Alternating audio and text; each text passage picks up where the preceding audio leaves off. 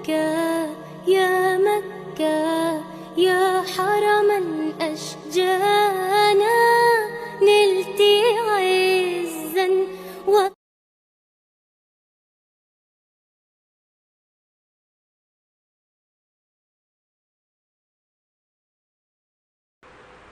آگے کی روایت پڑھیے.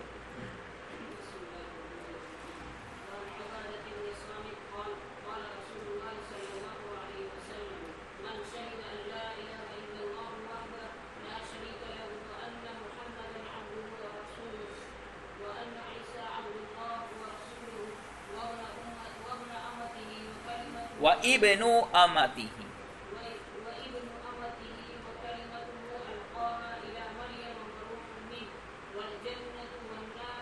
وَالْجَنَّةَ وَالنَّارَ حَقٌّ.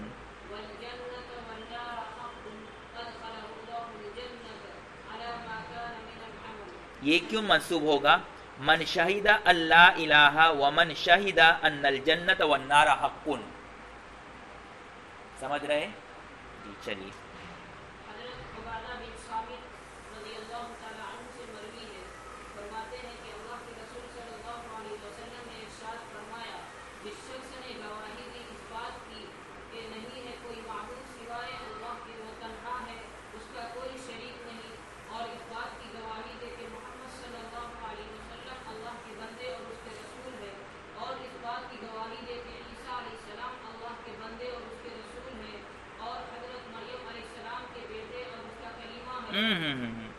اور مریم علیہ السلام کی بندی کا بیٹا ہے.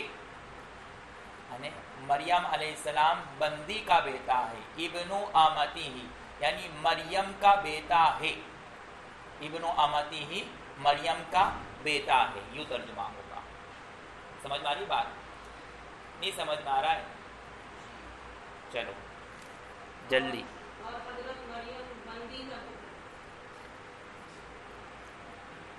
چلو چلو بعد میں سمجھا دینا.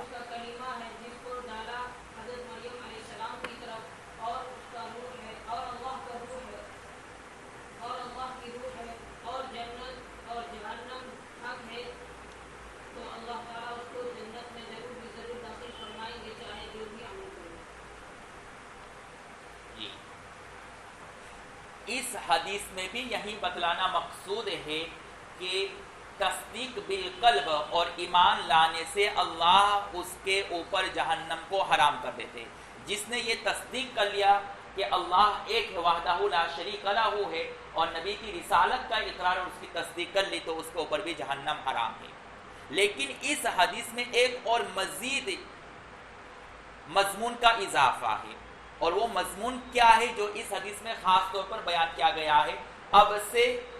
اب تک اوپر سے اب تک جتنے مضامین تھے وہ مشترک تھے ہر چیز میں، کہ اللہ کے ساتھ شرک نہ کیا جاوے، اور جس نے اللہ کے ساتھ شرک نہیں کیا اور دل سے ایمان لے آیا تو اس کے لیے جنت فکس ہے.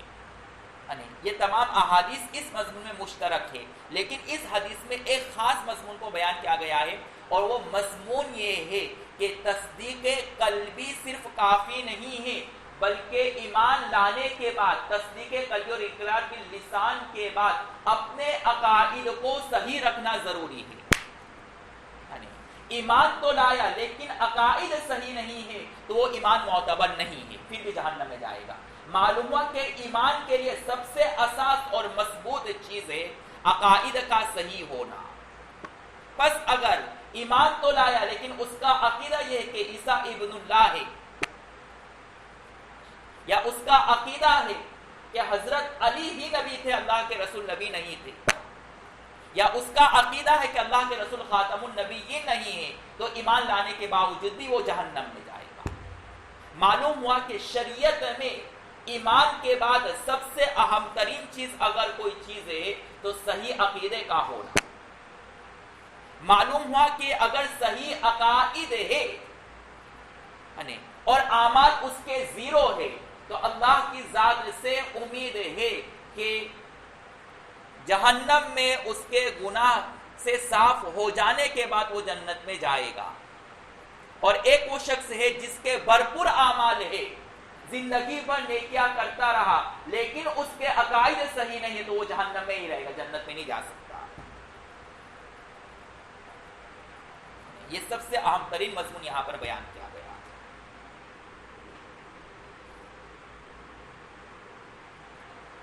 تو عقائد میں سب سے پہلی چیز بتا دی گئی کہ ایمان لانے کے بعد عقیدے میں سب سے پہلی چیز جو اپنی اصلاح کرنی ہے عقیدے میں وہ کیا ہے؟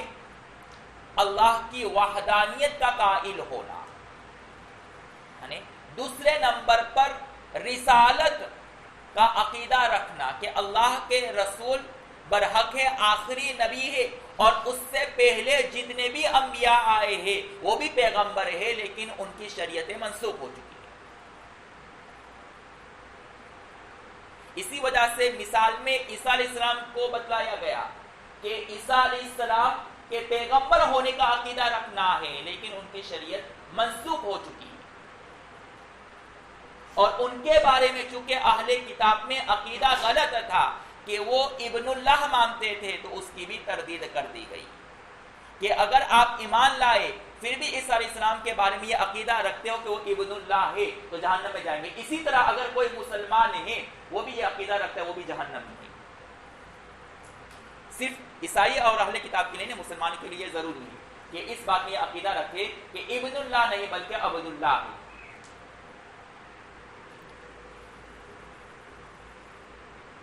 اور عبد اللہ و ابن امتہ کہہ کر کے نصارہ کی جو 3 بڑے فرقے ہیں ان تینوں کی تردید کر دی گئی۔ نصارہ کا اور عیسائی کا ایک فرقہ ہے جو حضرت عیسیٰ کے الوہیت کے قائل ہے کہ وہ بھی خدا کے درجے کے برابر ہے، تو عبداللہ سے اس کی نفی کر دی۔ اور دوسرا فرقہ ثالثو ثلاثہ کا قائل ہے، تثلیث کا قائل ہے، اس کی بھی تردید کر دی عبداللہ کہہ کر کے۔ اور تیسرا فرقہ یہ عقیدہ رکھتی ہے کہ وہ اللہ کا جز ہے۔ کیا ہے؟ اللہ کا جز ہے، تو اس کی بھی تردید کر دی گئی، اس لیے کہ اگر اللہ کا جز ہوتا تو مریم اس کی بیوی ہوتی، لیکن یہاں مریم اس کی بیوی نہیں بلکہ بندی ہے۔ کیا کہا؟ وہ تو بندی ہے۔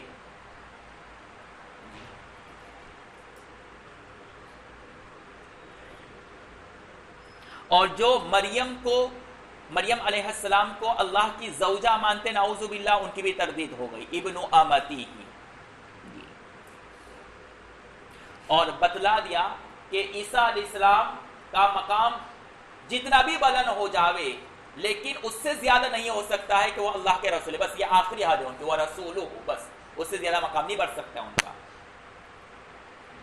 بہت اگر مقام بڑھانا ہے تو وہ رسول، بس اس سے زیادہ نہیں بڑھا سکتے آپ۔ اس نے کہا عبد اللہ و رسولہ و کلمتہ۔ وقت ہو گیا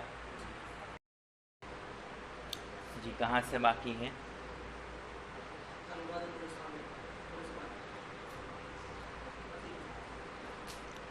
چلو پڑھو، اسی روایت کو پڑھو۔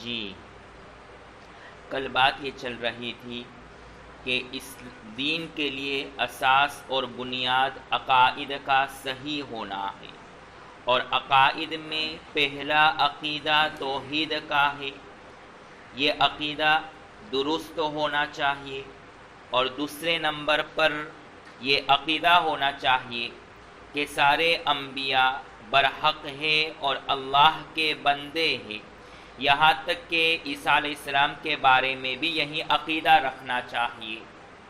لہذا نصارہ اور اہل کتاب جو ان کے بارے میں ابن اللہ یا الوہیت یا ثالث ثلاثہ کا عقیدہ رکھتے ہیں وہ غلط ہے، یہ عقیدہ اسلام کی بنیاد کو ہلا دینے کے لیے کافی ہے، ایمان کو خطرے میں ڈالنے کے لیے کافی ہے۔ اور عبد اللہ و رسول و ابن امتہ، ان الفاظ کے ذریعے سے نصارہ کی تینوں فرقوں کی تردید ہو گئی۔ ایک فرقہ عیسیٰ علیہ السلام کے الوہیت کا قائل ہے، اور ایک فرقہ ثالث ثلاثہ کا، اور ایک جزئیت یعنی ابن اللہ کا قائل ہے کہ اللہ کا بیٹا ہے، یعنی اللہ کا جز ہے، تو تینوں کی تردید ہو گئی۔ پھر کہا وَكَلِمَتُهُ أَلْقَاهَا إِلَى مَرْيَمَ، اور عیسیٰ علیہ السلام اللہ کا کلمہ ہے جو اللہ نے مریم کی طرف القاء کیا، اور اللہ کی طرف سے بھیجی ہوئی روح ہے۔ عیسیٰ علیہ السلام کے اللہ کا کلمہ ہونے سے مراد کیا ہے؟ اس کے بارے میں کئی اقوال نقل کیے گئے ہیں۔ عیسیٰ علیہ السلام کا کلمۃ اللہ ہونے کا مطلب یہ ہے کہ وہ اللہ کے کلمہ کن سے پیدا کیے گئے، اس لیے ان کو کلمۃ اللہ کہا گیا، یا اس وجہ سے کہ انہوں نے گہوارے میں جب عامتاً بچے تکلم نہیں کر سکتے ہیں تو انہوں نے کلام کیا تھا، اسی وجہ سے ان کو کلمۃ اللہ کہا کہ اللہ کے حکم سے اور اللہ کی وجہ سے انہوں نے گہوارے میں بات کی۔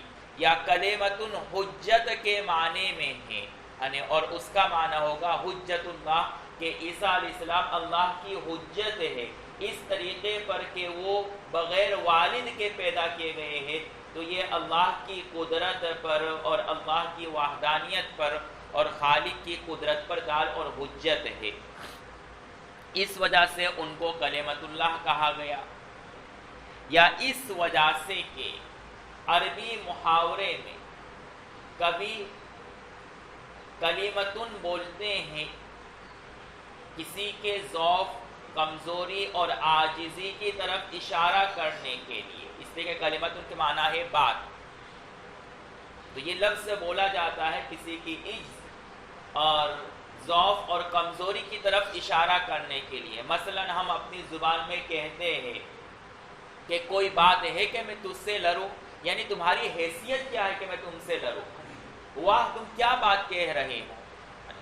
مثلا ساجد کہے کہ اب اسباق بند کر دو اور ہمیں چھٹی دے دو، تو میں کہوں واہ کیا بات کہہ رہے ہو، یعنی آپ کی بات کی کوئی حیثیت نہیں ہے۔ تو یہاں پر کلمۃ اللہ یہ کہ بول کر کے بتلانا چاہ رہے ہیں کہ عیسیٰ علیہ السلام عام بندوں کی طرح ایک ضعیف اور عاجز بندے ہیں، یہ اللہ کے لیے کوئی بڑی بات نہیں ہے ان کو پیدا کرنا بغیر باپ کے، تو جب وہ عاجز ہے، عام بندوں کی طرف ضعیف اور کمزور ہے، تو ان کی طرف ابن اللہ کی نسبت یا الوہیت کی نسبت یہ کیسے صحیح ہو سکتا ہے؟ اس لیے کہ اللہ کی ذات خالق ہے، قادر ہے ہر چیز پر، اور یہ عاجز ہے، تو قادر اور عاجز میں کوئی نسبت نہیں ہوتی، نہ جزئیت کی نہ الوہیت کی، اس وجہ سے عیسیٰ علیہ السلام کو کلمۃ اللہ کہا گیا، تاکہ اس بات کی طرف اشارہ ہو جائے کہ یہ بھی عام بندوں کی طرح کمزور اور ضعیف ہے۔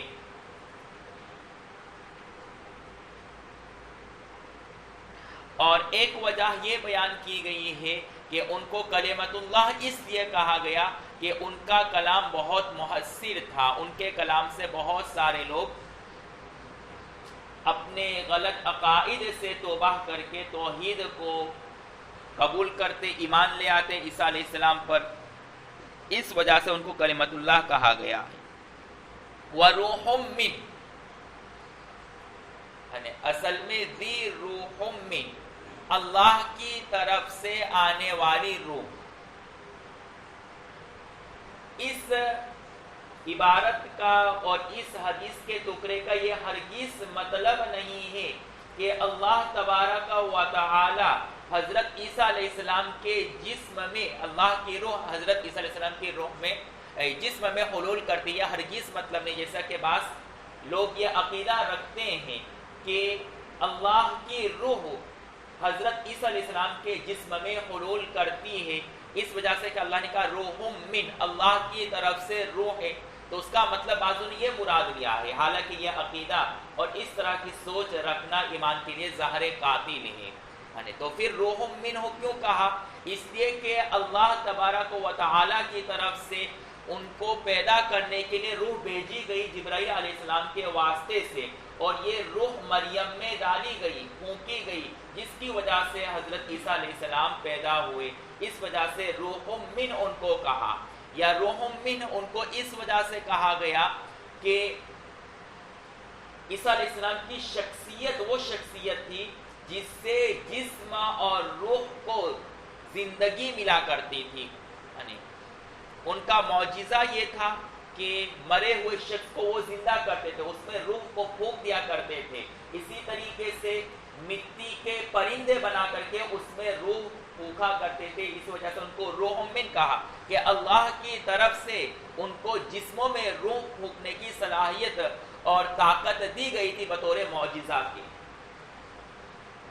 تو دو وجہ ہے، یا تو اللہ کی طرف سے ان کی روح بھیجی گئی تھی جبرائیل کے واسطے سے تاکہ مریم کے اوپر القاء کیا جائے، پھر ان کا وجود ہوا اس لیے کہ والد تو تھے نہیں ان کے، اور دوسری وجہ یہ بیان کی گئی ہے کہ ان کی وجہ سے جسموں کو زندگی ملا کرتی تھی اور روحوں کو تر و تازگی ملا کرتی تھی۔ یاد رکھیے یہاں پر منہ تسخیر کے لیے ہے، تبعیض کے لیے نہیں۔ اگر اس کو تبعیض کے لیے مانے تو ہو کی ضمیر کا مرجع اللہ کی ذات ہے، تو مطلب یہ ہوگا کہ عیسیٰ اللہ کی روح کا بعض حصہ ہے، اور اس سے عیسائیت کی تائید ہوگی کہ مانتے ہیں کہ اللہ کا جز ہے۔ اسی وجہ سے نصارہ نے علماء کی ایک جماعت کے سامنے کہا کہ احادیث میں روح من ہے، تو اس سے ہمارے عقیدے کی تائید ہوتی ہے کہ وہ اللہ کے جز، اس لیے کہ یہاں پر من تبعیض کے لیے ہے۔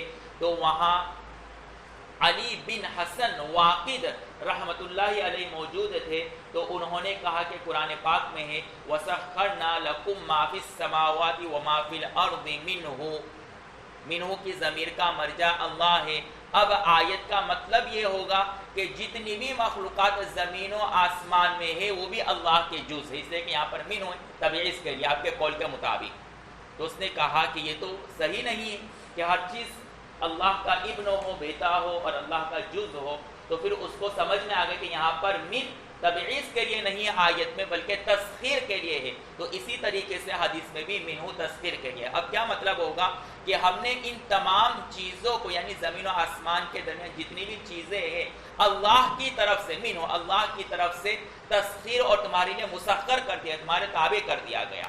تو یہاں پر روح من کا مطلب یہ ہے کہ عیسیٰ علیہ السلام کی جو روح اللہ کی طرف سے آئی ہے، تو وہ روح اللہ کے تابع ہے، وہ اللہ کے حکم کے تابع ہے۔ یعنی عیسیٰ عام بندوں کی طرح، عام مخلوقات کی طرح اللہ کے تابع ہے، اور ان کو جو کچھ بھی دیا گیا تھا وہ اللہ کے حکم سے تھا۔ تو یہاں پر منہ تسخیر کے لیے ہے، تبعیض کے لیے نہیں ہے۔ اور اسلام کا تیسرا بنیادی عقیدہ یہ ہے کہ انسان حشر اور نشر کا عقیدہ رکھے کہ مر کر کے زندہ ہونا ہے اور حساب دے کر کے یا تو جنت میں جانا ہے یا جہنم میں جانا ہے۔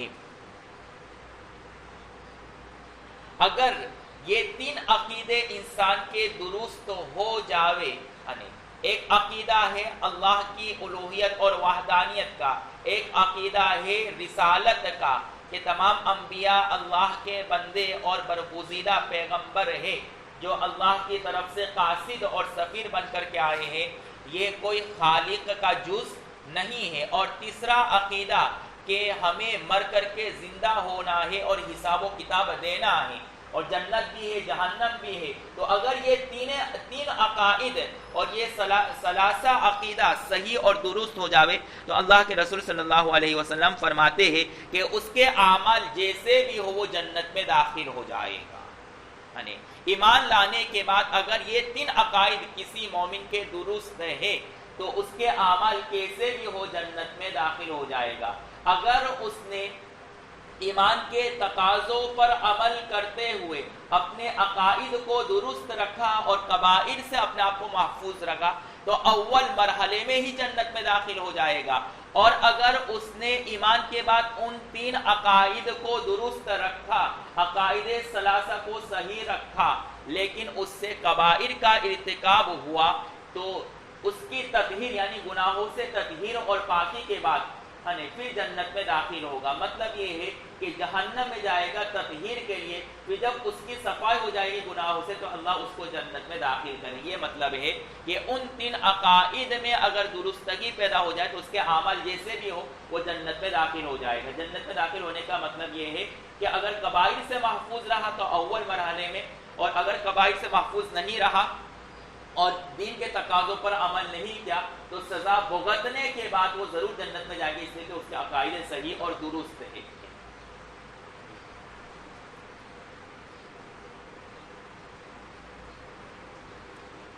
چلو آگے.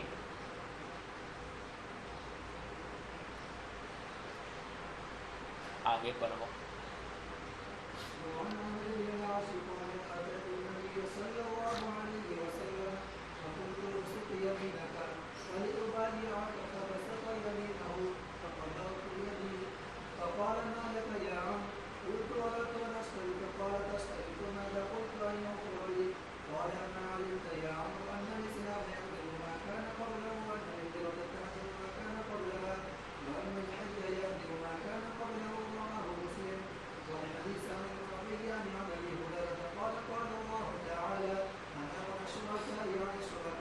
عن الشرك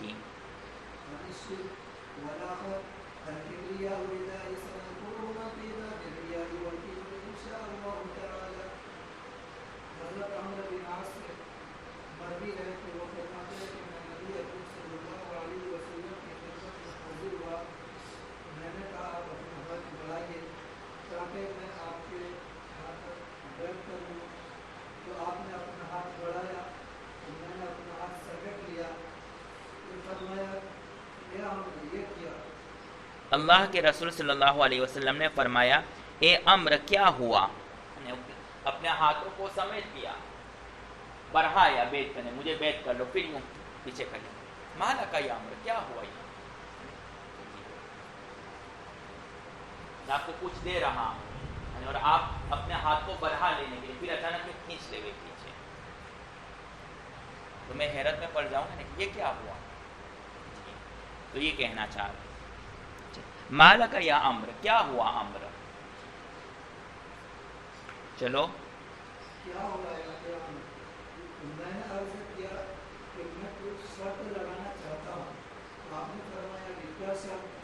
تو میں نے عرض کیا کہ میرے تمام گناہوں کی بخشش کر دیجیے.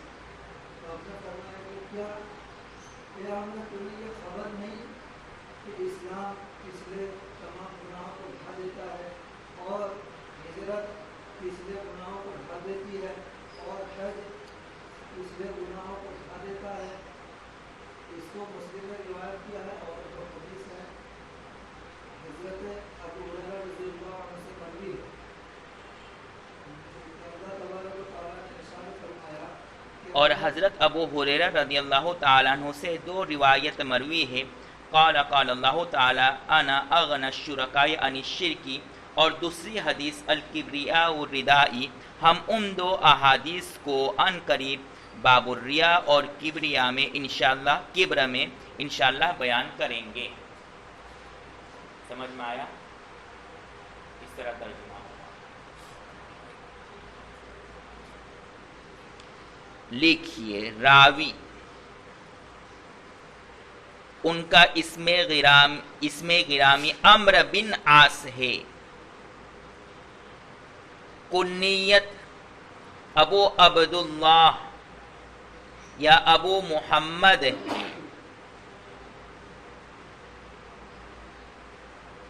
قبیلہ قریش سے تعلق ہے. اجل صحابہ میں ان کا شمار ہوتا ہے. ہجرت الی المدینہ سے 5 سال قبل مسلمان ہوئے تھے. ہجرت الی المدینہ سے 5 سال قبل مسلمان ہوئے. تمام غزوات میں شریک رہے.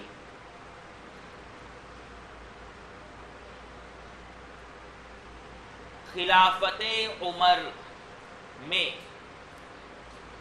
ان کی قیادت میں مصر فتح ہوا. خلافت عمر میں ان کی قیادت میں مصر فتح ہوا اور فاتح مصر کے لقب سے ملقب ہوئے.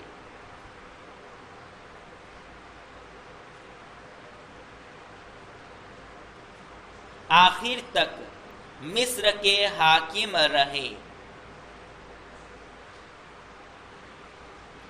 آخر تک مصر کے حاکم رہے اور سن ہجری 43 یا 44 میں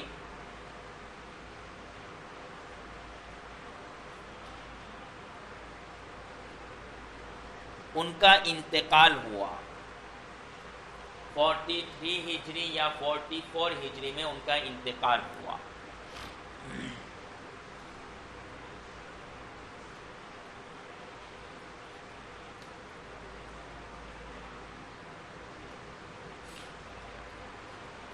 اس راوی کو ضرور یاد رکھیں، اس کو خاص یاد رکھنا، آگے اس کی ضرورت پڑے گی. ابھی یہاں پر اس بحث کو چھوڑتے ہیں، ان کے بارے میں کچھ باتیں ہیں، کسی موقع پر بتلا دیں گے. حضرت عمرو بن عاص رضی اللہ تعالیٰ عنہ فرماتے ہیں کہ میں اللہ کے رسول صلی اللہ علیہ وسلم کی خدمت میں حاضر ہوا اور عرض کیا، اے اللہ کے رسول اپنے ہاتھوں کو آگے بڑھائیے تاکہ میں آپ سے بیعت ہو جاؤں. اللہ کے رسول نے اپنے ہاتھوں کو آگے بڑھایا، پھر میں نے اپنے ہاتھوں کو سکڑ لیا تو حضرت اللہ کے رسول صلی اللہ علیہ وسلم نے فرمایا، اے عمرو کیا ہوا؟ تو میں نے کہا، اے اللہ کے رسول میں چند شرائط لگانا چاہتا ہوں. اللہ کے رسول نے فرمایا، تم کیا شرط لگانا چاہتے ہو؟ تو میں نے جواب دیا کہ میں چاہتا ہوں کہ میرے تمام گناہ معاف کر دیے جائے. اللہ کے رسول صلی اللہ علیہ وسلم نے فرمایا، اے عمرو کیا تجھے یہ بات معلوم نہیں ہے کہ اسلام سارے گناہوں کا خاتمہ کر دیتا ہے جو اس سے پہلے تم نے کیا ہے، اور ہجرت اس سے پہلے تمام گناہوں کو مٹا دیتی ہے، اور حج اس سے پہلے تمام گناہوں کو ختم کر دیتا ہے. حضرت عمرو بن عاص رضی اللہ تعالی عنہ جب اللہ کے رسول صلی اللہ علیہ وسلم کی خدمت میں حاضر ہوئے تو وہ اللہ کے رسول کے پاس بیعت اسلام کے لیے گئے. میں آپ سے بیعت ہونا چاہتا ہوں، تو یہاں پر بیعت سے بیعت اسلام، قبول اسلام کے لیے بیعت ہونا. جیسا کہ ماقبل میں بیعت کی کئی اقسام کو بیان کیا گیا ہے، تو یہاں پر بیعت اسلام کو بیان کیا گیا. تو جب اللہ کے رسول کی خدمت عالیہ میں حضرت عمرو بن عاص بیعت اسلام کے لیے تشریف لے گئے تو اللہ کے رسول سے کہا کہ آپ اپنے ہاتھ کو بڑھائے تاکہ میں آپ کے ہاتھ پر بیعت کر لوں. چنانچہ ایسا ہی ہوا، لیکن ان کے دل میں یہ خیال آیا کہ کفر کی حالت میں اور زمانہ کفر میں میں نے بہت سارے گناہ کیے ہیں، مسلمانوں کو بہت ستایا، تو میرے تو بہت سارے گناہ ہیں، اگر میں اسلام قبول کرتا ہوں اور یہ سارے گناہ میرے سر پر رہیں گے تو اسلام قبول کرنے کا کوئی فائدہ نہیں ہے. اس لیے انہوں نے اپنے ہاتھ کو واپس سکڑ لیا. تو پھر اللہ کے رسول نے فرمایا کہ کیا ہو گیا کہ تم نے اپنے ہاتھ کو پیچھے ہٹا لیا؟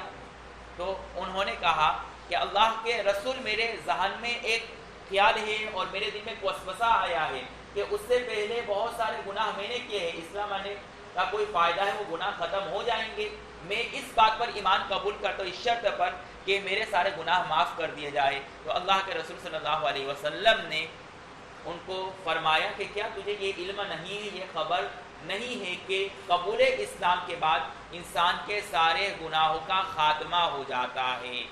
چنانچہ جب ان کو یہ بات معلوم ہو گئی تو وہ اللہ کے رسول صلی اللہ علیہ وسلم کے ہاتھ پر بیعت ہو گئے. پھر اللہ کے رسول صلی اللہ علیہ وسلم نے مزید آگے یہ اضافہ فرمایا کہ صرف اسلام ہی ایسا عمل نہیں ہے جو انسان کے گناہوں کو مٹا دیتا ہے، بلکہ ایسے بعض اعمال ہیں جو اس سے کمتر ہے لیکن اس سے بھی انسان کے سارے گناہ مٹ جاتے ہیں، انسان کے تمام گناہوں کا خاتمہ ہو جاتا ہے، اور وہ ہے حج.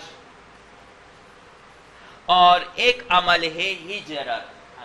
تو ہجرت اور حج یہ بھی ایسے دو عمل ہے جن سے گناہ کا خاتمہ ہو جاتا ہے. یہ اس حدیث کا پورا خلاصہ اور پس منظر ہے. اس حدیث میں قابل بحث چیز کہ کیا قبول اسلام سے سارے گناہ واقعتاً ختم ہو جاتے ہیں یا نہیں. تو اس بات پر سب کا اتفاق ہے کہ قبول کافر حربی، دیکھیے یہاں پر جو قبول اسلام سے تمام گناہوں کے مٹ جانے کا حکم ہے وہ کافر حربی کے لیے ہے. تو حضرت عمرو بن عاص جب اسلام قبول کرنے آئے تھے تو وہ کافر حربی تھے. ان کے بارے میں اللہ کے رسول صلی اللہ علیہ وسلم نے فرمایا کہ سارے صغائر اور کبائر گناہ اسلام کے قبول کرنے سے معاف ہو جاتے ہیں، ان سارے گناہوں کا خاتمہ ہو جاتا. خواہ حقوق اللہ سے ہو یا حقوق العباد سے متعلق ہو. البتہ حقوق العباد میں جو مالی حقوق ہے اس کا مطالبہ باقی رہتا ہے. مثلا قرض، بیع و شراء، امانت، عاریت. تو کافر حربی کے قبول اسلام کے بعد سارے کبائر اور صغائر گناہ حق اللہ اور حقوق العباد سے متعلق جتنے بھی گناہ ہیں معاف ہو جاتے ہیں. البتہ حقوق العباد سے جو مالی حقوق متعلق ہے اس کا مطالبہ قبول اسلام کے بعد بھی باقی رہتا ہے. بس اگر حقوق العبد میں کسی کی غیبت کی، کسی کے ساتھ ظلم کیا یا نہ کیا، وہ سارے گناہ معاف ہو جائیں گے. لیکن اگر کسی مسلمان سے مال لیا ہے، زمین لیا ہے، کوئی چیز عاریتاً لی ہے تو وہ دینا پڑے گا. وہ قبول اسلام کے بعد وہ حق مالی کا مطالبہ ختم نہیں ہوتا ہے. یہ مطلب ہے اس حدیث کا. اور رہی بات کافر ذمی، تو اس کے قبول اسلام سے صرف حقوق اللہ کے گناہ معاف ہوتے ہیں، حق العباد کے گناہ معاف نہیں ہوتے ہیں. مالی حق بھی نہیں، اور ان کے ساتھ آپ نے جو زیادتی کی کسی مسلمان کے ساتھ ظلم وغیرہ کیا وہ بھی آپ صاحب حق سے معاف کروانا پڑے گا. یہ تو قبول اسلام سے متعلق بات کافر حربی کے بارے میں. اب دو عمل باقی رہ گئے، حج اور ہجرت. کیا حج اور ہجرت سے بھی انسان کے تمام گناہ معاف ہو جاتے ہیں؟ تو اس سلسلے میں اختلاف ہے. اکثر علماء کا کہنا ہے کہ حج اور ہجرت سے صرف صغائر گناہ معاف ہوتے ہیں. حقوق اللہ میں جو صغائر اور صغیرہ گناہ ہے وہ معاف ہوتے ہیں.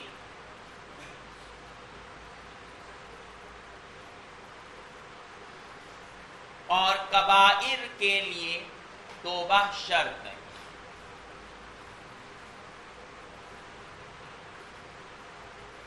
تو حج اور ہجرت سے صرف صغائر گناہ معاف ہوتے ہیں، وہ بھی جو حقوق اللہ سے متعلق ہے. اور کبائر کے لیے توبہ شرط ہے. معلوم ہوا کہ حج اور ہجرت کرنے سے حقوق العباد سے متعلق جتنے بھی امور ہیں وہ معاف نہیں ہوں گے. لہذا اگر آپ نے کسی سے قرض لیا یا کسی کو ستایا یا کسی کی زمین غصب کر لی اور حج کے لیے چلے گئے اور سوچا کہ اب جتنے بھی میں نے بھائی بہنوں کا مال غصب کیا، زمین غصب کیا، وراثت میں نے بہنوں کی کھا لیا، معاف حج کرنے کی وجہ سے، یہ صحیح نہیں ہے. سو چوہے کھا کر کے بلی حج کو گئی کا مصداق ہوگا. اور بعض حضرات فرماتے ہیں کہ ہجرت سے صغائر معاف ہوتے ہیں اور کبائر کے لیے توبہ شرط ہے. اور حج سے صغائر اور کبائر دونوں معاف ہوتے ہیں. یہ دوسرا قول ہے کہ حج سے ہجرت سے صرف صغائر معاف ہوتے ہیں، اور حج سے صغائر اور کبائر دونوں معاف ہوتے ہیں، خواہ حق اللہ سے یا حق العباد سے متعلق ہو۔ اور دلیل کے طور پر انہوں نے وہ روایت پیش کی ہے جب اللہ کے رسول صلی اللہ علیہ وسلم نے حجۃ الوداع کے موقع پر دعا کی تھی کہ حج کی وجہ سے آج تمہارے سارے گناہ معاف ہو گئے، خواہ حق العباد سے ہی کیوں نہ ہو۔ تو اس حدیث سے پتہ چلتا ہے کہ حجۃ الوداع کے موقع پر جن حضرات نے حج کیا تھا، اللہ کے رسول نے ان کے لیے گناہوں سے توبہ کی معافی مانگی تھی، یعنی ان کے سارے گناہ ختم کر دیے، جب اس کی دعا مانگی تھی اور وہ دعا قبول ہو گئی تھی۔ لہذا قبولیت دعا سے پتہ چلتا ہے کہ جب اللہ کے رسول کی دعا قبول ہو گئی کہ ان سارے لوگوں کے گناہ معاف ہو گئے، خواہ کبائر ہو یا صغائر، چاہے حق العباد سے متعلق ہو، یہ دعا اللہ کے رسول کو بتلا دی کہ قبول ہو گئی ہے۔ تو اس سے پتہ چلا کہ حج کی وجہ سے انسان کے سارے گناہ معاف ہو جاتے، چاہے صغائر ہو یا کبائر۔ لیکن جن حضرات نے کہا ہے کہ کبائر حج سے بھی معاف نہیں ہوتے ہیں، انہوں نے کہا یہ حدیث ضعیف ہے، یا یوں کہا کہ یہ دعا یعنی کہ صغائر اور کبائر اور حق العباد سارے حقوق معاف ہو جائیں گے تمہارے حج کرنے کی وجہ سے، وہاں جو حاضرین مجلس اور جو صحابہ موجود تھے ان کے لیے خاص دعا تھی، بعد میں آنے والے لوگوں کے لیے دعا نہیں تھی۔